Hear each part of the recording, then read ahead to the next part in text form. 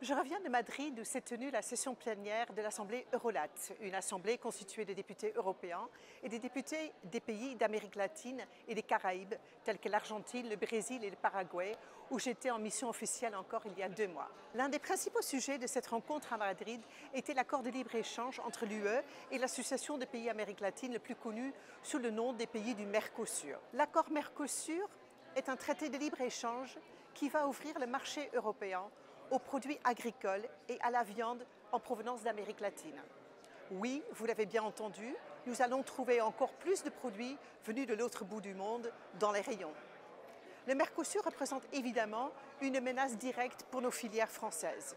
D'abord, c'est une accélération et une nouvelle porte ouverte à une concurrence déloyale massive car les agriculteurs et éleveurs d'Amérique latine ne sont pas soumis au même carcan réglementaire que les agriculteurs français et leurs coûts de production sont bien plus faibles.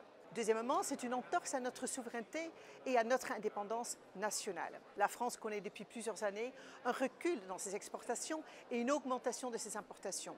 La France a décroché à tel point qu'en 2021, pour la première fois, sa balance agricole de produits bruts est devenue même déficitaire. Enfin, c'est une absurdité écologique à 2 titres. Il est bien sûr injustifiable de faire venir par avion et par bateau des porte-conteneurs, des produits de l'autre bout du monde qu'on peut produire chez nous, mais il accroît aussi la déforestation en Amazonie où des milieux naturels seront sacrifiés pour augmenter les surfaces agricoles dans le but de produire pour le marché européen. Pour préserver l'environnement et notre sécurité alimentaire, l'UE et la France doivent promouvoir le localisme, produire au plus près des consommateurs.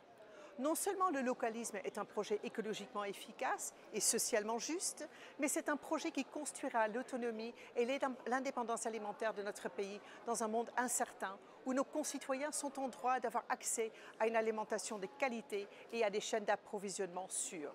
Avec Marine et Jordan, nous défendons nos filières agricoles et nous allons rendre leur lettre de noblesse à cette excellence française.